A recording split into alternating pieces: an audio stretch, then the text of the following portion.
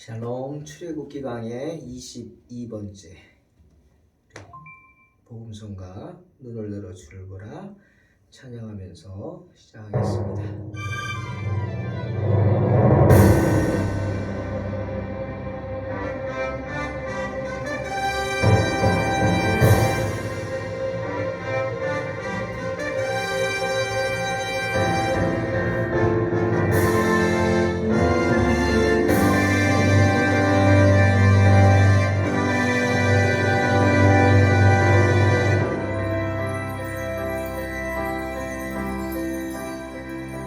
눈을 들어 주를 보라 주의 영광을 보라 눈을 들어 주를 보라 주의 영광을 보라 주는 빛 거룩과 진리 주의 영광 나타나셨네 선포하라 선하신 주의 인자는 영원함이라 선포하라 선하신 주의 인자는 영원함이라 눈을 들어 주를 보라 주의 영광을 보라 눈을 들어 주를 보라 주의 영광을 보라 주는 빛 거룩과 진리 능력에 주의 영광 나타나셨네 선포하라 선하신 주의 인자는 영원함이라 선포하라 선하신 주의 인자는 영원함이라 선포하라 선하신 주의 인자는 영원함이라 선포하라 선하신 주의 인자는 영원함이라 선포하라 선하신 주의 인자는 영원함이라 선포하라 선하신 주의 인자는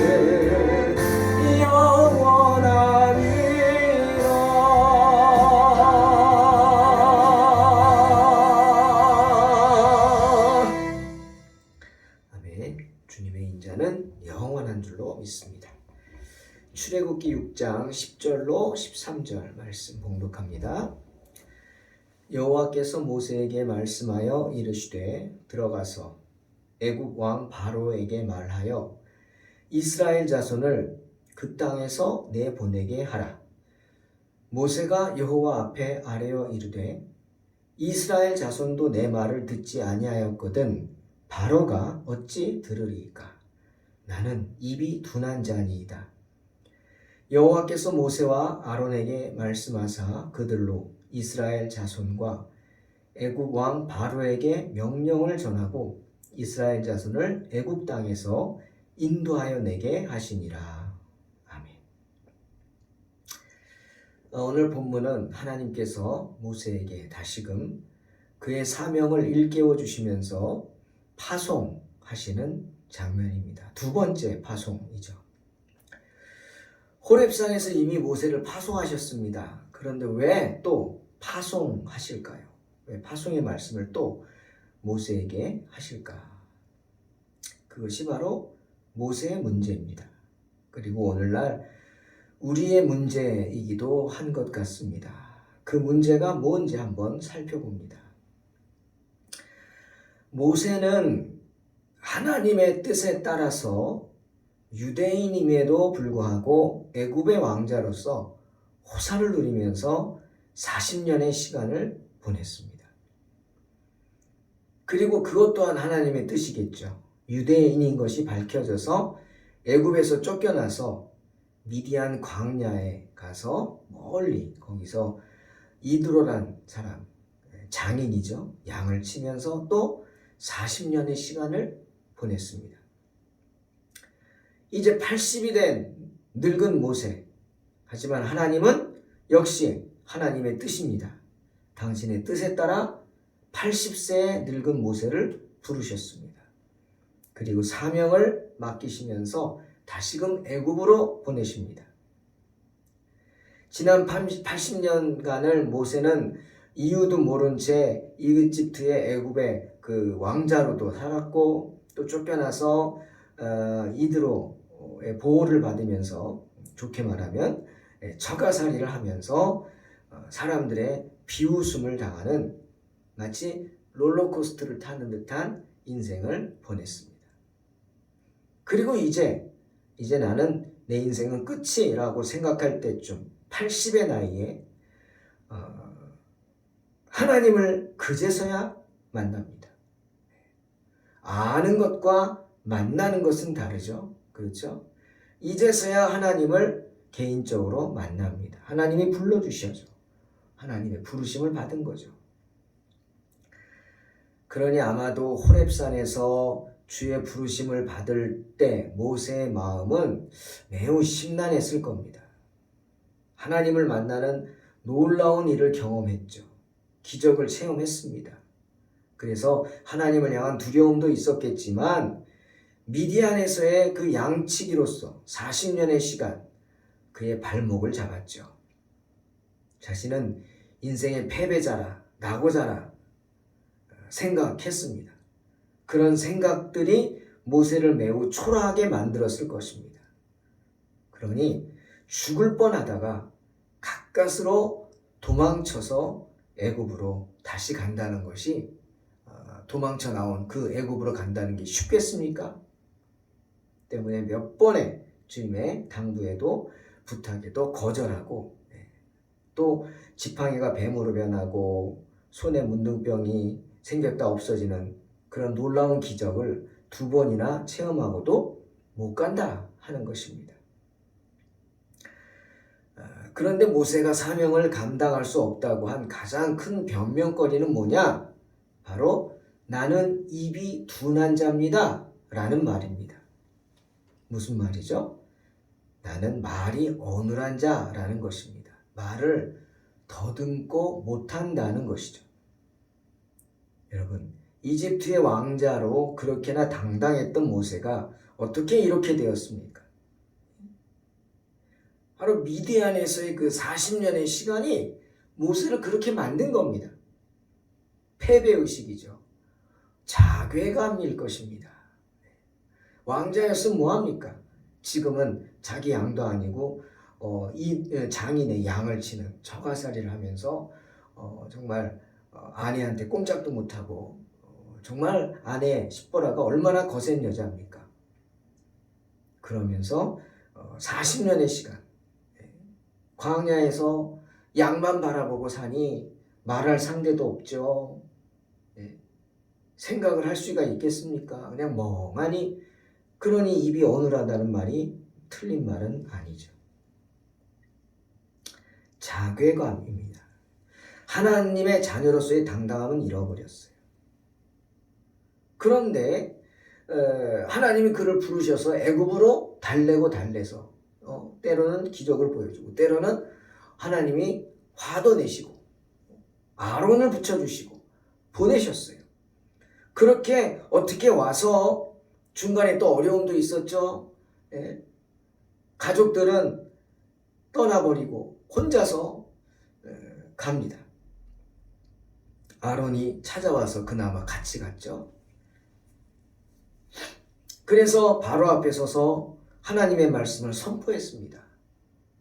그랬더니 그 일이 화가 돼서 이스라엘 자손들에게 더 큰 핍박이 가해지고, 그로 인해 그 핍박이 바로 너 때문이다 질책하는 백성들의 소리를 듣습니다.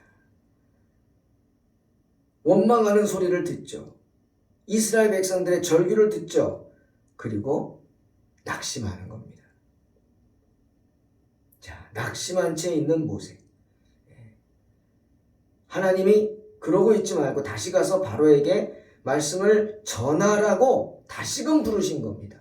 다시금 사명을 일깨워 주시는 거죠. 두 번째로 부르신 거죠. 그러자 오늘 또 뭐라고 합니까? 나는 입술이 둔하다고, 입술이 어눌하다고, 입이 둔한 자라고 하면서 내가 한 번 갔지 두 번은 못 간다, 뭐 이런 뜻 아닙니까? 그런데 지금 한번 생각해 보세요.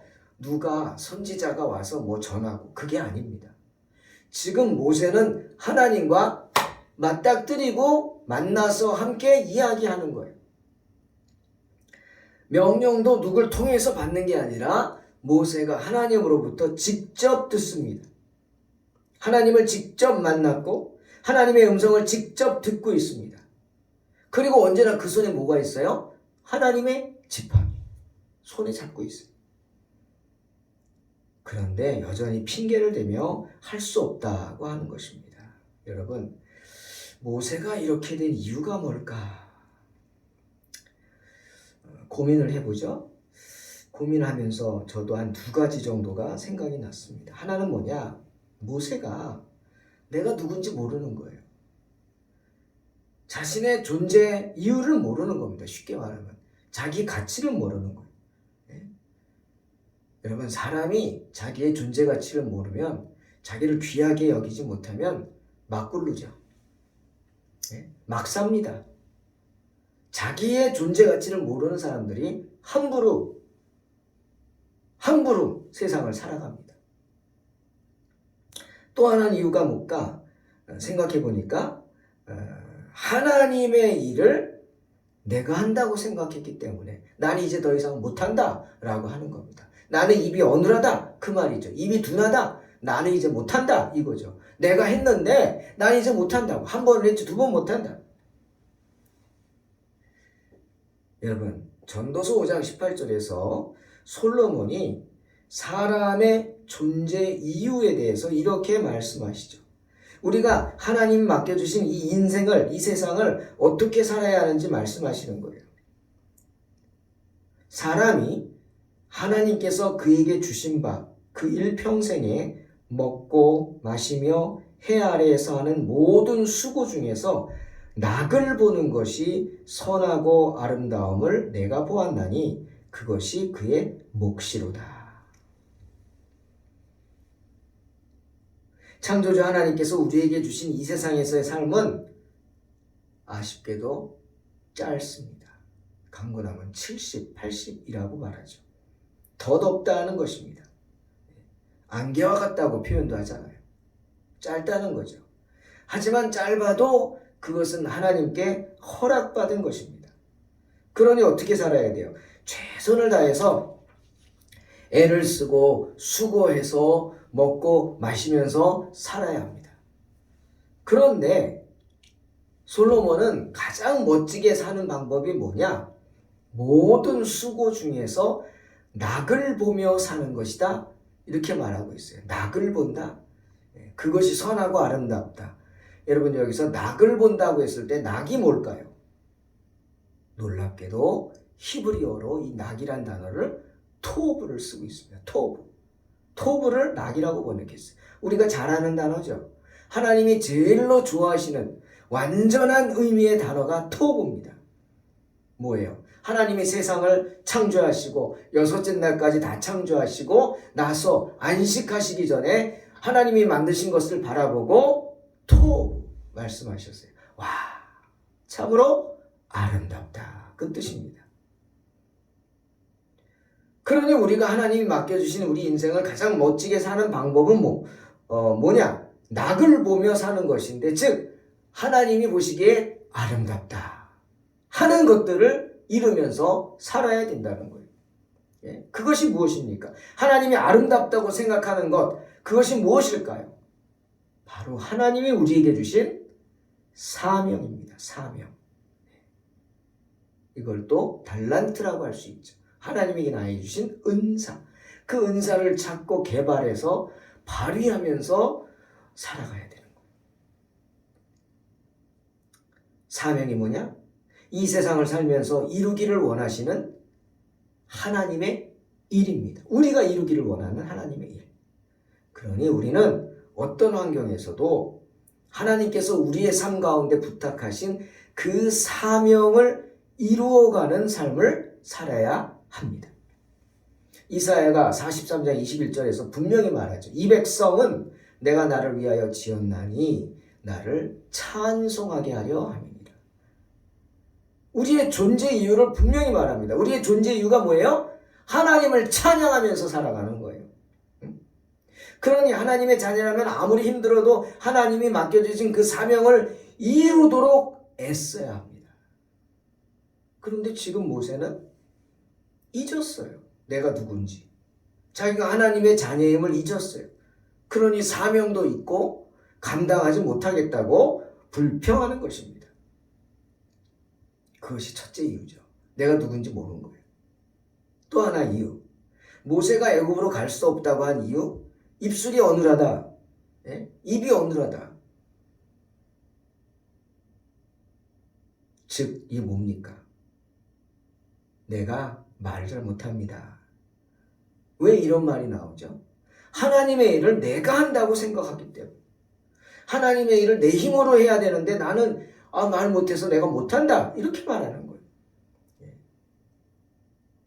바로 너무 악하고 완악하고 고집세서 내 말 안 듣습니다. 그렇잖아요, 여러분. 바로가 누가 와서 얘기한다고 듣겠어요? 노예처럼 부르던 그 수많은 노예들, 이스라엘 백성들, 몇백만 명이나 된다고 생각하죠. 장정만 60만이니까 한 2, 300만은 되는 그 많은 사람들이 하루아침에 떠난다고 하는데 누가 좋다고 하겠어요? 당연히 못 가게 하죠. 당연한 겁니다. 모세가 가서 무슨 말을 잘한다고, 세상에 누가 말 잘한다고 말 한마디로 그걸 할 수 있게 한 사람이 어디 있어요? 없어요. 안 되는 거예요. 우리가 하는 게 아니라는 거죠.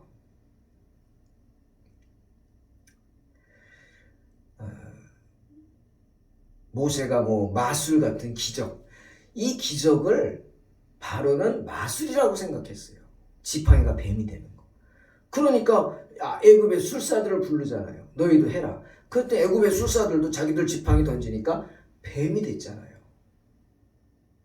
바로는 그렇게 생각했어요. 기적이 아니라 마술이다. 이렇게 생각했던 거예요. 아무렇지도 않게 여긴 겁니다. 그까짓 거 우리도 할 수 있어? 이렇게 나온 거죠. 문둥병은 못했지만 그건 좀 단수가 높구나. 아마 이렇게 생각했을 거예요. 그리고 이스라엘 백성들도 모세의 말을 듣지 않았죠. 자신들을 더 힘들게 했다고, 바로의 눈밖에 나게 했다고 돌을 들어서 칠 기세입니다. 모세가 그 말이에요. 아니, 내가 내 식구들도 설득하지 못하는데 어떻게 내가 바로를 설득합니까? 이 말입니다. 그래서 나 못한다. 나 입이 어눌해서 못한다. 그러니 모세가 어리석죠. 모세가 하나님의 일을 자기가 한다고 생각했다는 말입니다. 그것입니다.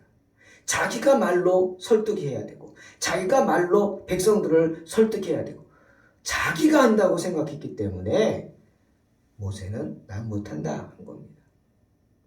하지만 여러분, 거기에 대한 대답은 이미 하나님이 호렙산에서 하셨어요.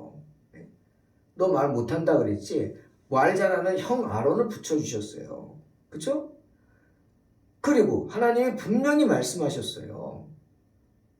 네가 말한다고 바로가 풀어주지 않을 거다. 분명히 얘기하셨죠.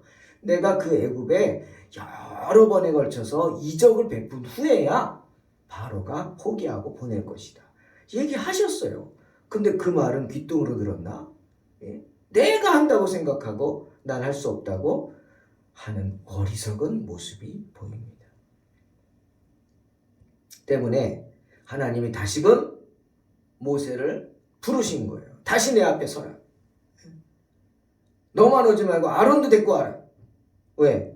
아론을 다시 보여주시는 거예요. 아론 봐라, 아론.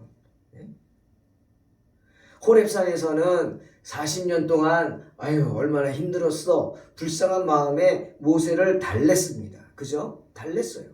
하지만 지금은 아닙니다. 지금은 말씀하세요. 하나님의 권위로서 엄중히 명령하시는 겁니다. 왜죠? 하나님의 일은 네가 하는 게 아니다 이거예요. 하나님의 일은 누가 해요? 하나님이 하시기 때문이죠.